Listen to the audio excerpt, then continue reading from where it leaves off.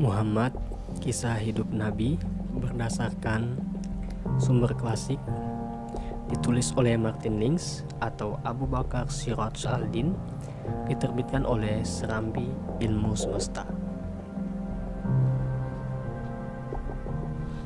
Bagian 22, para pemuka Quraisy.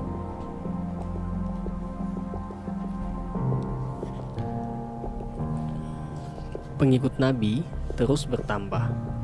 Namun, setiap kali seorang mualaf datang menghadap Nabi dan mengucapkan syahadat, kebanyakan seorang budak. Bekas budak, warga Quraisy pinggiran atau pemuda Quraisy lembah dari keluarga berpengaruh, tetapi dirinya sendiri tidak memiliki pengaruh. Keislamannya semakin melipat gandakan kebencian orang tua dan para pemuka sekutunya. Abdul Al-Rahman, Hamzah, dan Arkam adalah pengecualian. Namun, mereka bukanlah para pemuka. Nabi sangat berharap dapat menundukkan beberapa pemuka, bukan salah seorang dari mereka, bahkan bukan pamannya Abu Talib, yang belum juga bersedia bergabung dengannya. Jika beliau didukung oleh orang seperti paman Abu Jahal, Walid yang bukan saja kepala Bani Makhzum, melainkan juga, jika boleh dibilang, pemimpin informal Quraisy, maka itu akan sangat membantu penyebaran misinya. Walid tampaknya lebih terbuka diajak berdiskusi dibandingkan yang lainnya.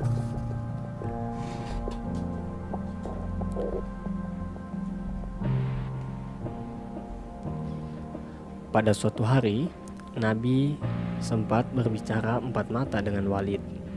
Namun, saat mereka sedang dalam percakapan serius, seorang lelaki buta lewat. Ia baru saja masuk Islam. Karena ingin mendengar suara Nabi, ia memohon beliau untuk membacakan beberapa ayat Al-Quran. Ketika diminta untuk bersabar dan menunggu saat yang tepat, orang buta itu terus mendesak Nabi, hingga Nabi bermuka masam dan berpaling. Percakapannya dengan Walid tak membuahkan hasil, tetapi tidak disebabkan interupsi orang buta itu. Sebab ternyata Walid tidak lebih terbuka menerima dakwah daripada orang yang tampaknya tidak berdaya itu. Seketika itu juga turunlah firman baru. Surah itu dimulai dengan kalimat, ia bermuka masam dan berpaling.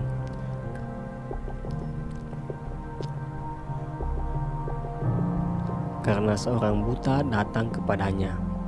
Wahyu itu melanjutkan, adapun orang yang merasa dirinya serba cukup, maka kamu melayaninya.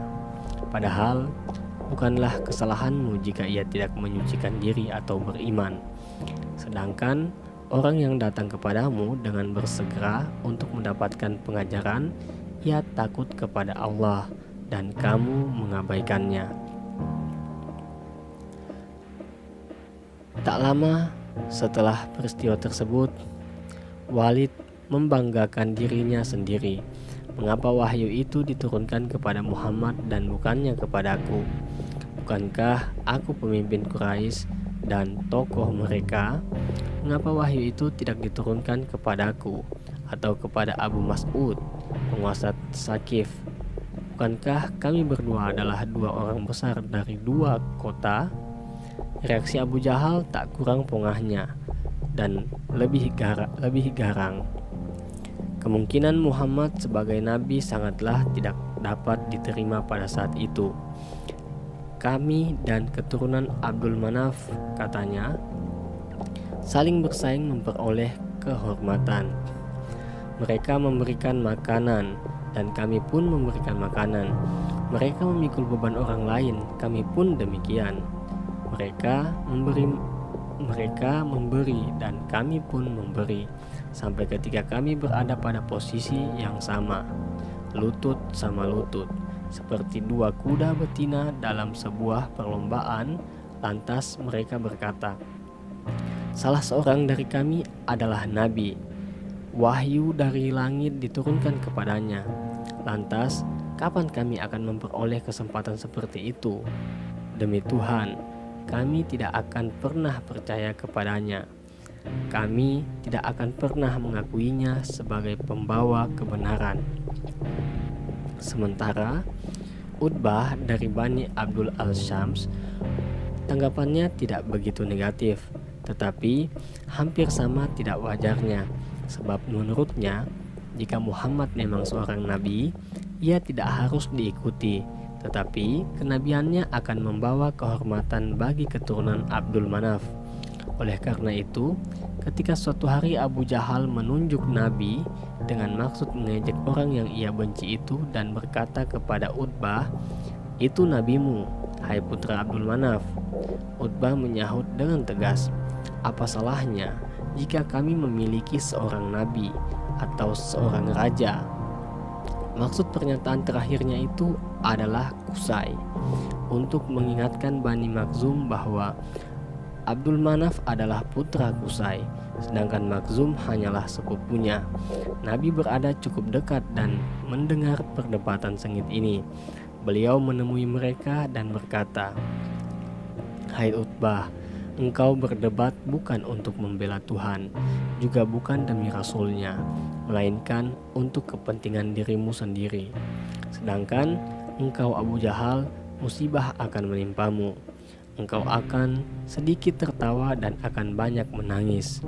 Keberuntungan berbagai kabilah Quraisy selalu mengalami pasang surut. Dua kabilah terkuat pada saat itu adalah Abdul Al-Syams dan Makhzum. Utbah dan saudaranya Saibah adalah pemimpin salah satu cabang Bani Abdul Al-Syams. Sepupu mereka Harb, mantan pemimpin cabang Umayyah, digantikan saat ia wafat oleh putranya Abu Sufyan, yang salah seorang istrinya adalah putri Utbah, Hindun. Kesuksesan Abu Sufyan baik dalam bidang politik maupun perdagangan adalah berkat keputusannya yang matang dan mampu bersikap tenang serta sabar dalam mempertimbangkan persoalan. Sikap dinginnya seringkali membuat Hindun yang tidak sabar dan pemarah menjadi gusar. Namun, dalam menimbang sesuatu, ia jarang dipengaruhi istrinya. Seperti yang telah diperkirakan, Abu Sufyan tidak sekeras Abu Jahal dalam memusuhi Nabi. Kendatipun sikap para pemuka Quraisy terhadap Nabi berbeda-beda, mereka bersepakat menolak ajarannya. Setelah memperoleh kesuksesan hidup, meskipun mereka yang lebih muda berharap ini hanyalah suatu permulaan, mereka umumnya setuju meraih sesuatu yang lazim di kalangan bangsa Arab sebagai ideal kebesaran manusia. Harta kekayaan bukanlah satu-satunya aspek kebesaran tersebut. Namun, kenyataannya kekayaan hampir menjadi kebutuhan utama untuk mencapai berbagai tujuan. Orang terkemuka pastilah diminta menjadi sekutu dan pelindung, yang berarti ia sendiri haruslah memiliki sekutu yang dapat diandalkan. Hal inilah yang direncanakan Abu Sufyan, baik melalui pernikahan dirinya maupun pernikahan putra-putrinya. Sebuah jaringan kekuasaan dan hubungan yang hebat. Banyak dari kehormatan ini dapat diperoleh melalui kekayaan, yang juga dibutuhkan seorang terkemuka dalam kapasitasnya sebagai tuan rumah.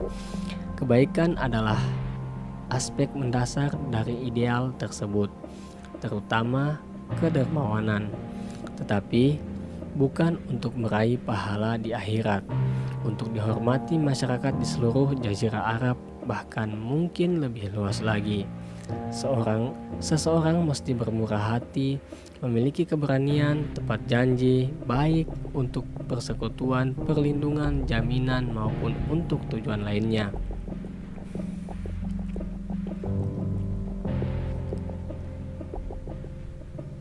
dipuji karena berbagai kebaikan dalam hidup ini dan setelah mati. Bagi mereka adalah kehormatan dan keabadian yang memberikan makna hidup. Orang seperti Walid merasakan kebesaran semacam itu. Secara umum, itulah yang membangkitkan rasa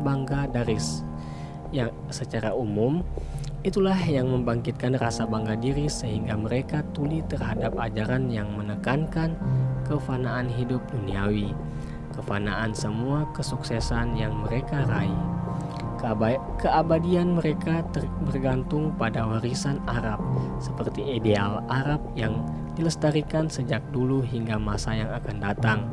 Mereka semuanya peka dalam tingkat yang berbeda-beda terhadap keindahan bahasa Al-Quran, namun jiwa mereka langsung menutup diri terhadap makna yang dikandungnya, terutama terhadap pelbagai ayat yang menyatakan bahwa mereka dan leluhurnya yang terhormat tidak memperoleh apa-apa serta semua usaha mereka akan sia-sia. Seperti salah satu surah dalam Al-Quran yang artinya, dan tiadalah kehidupan dunia ini melainkan senda gurau dan main-main. Sesungguhnya akhirat itulah kehidupan yang sejati kalau mereka mengetahui.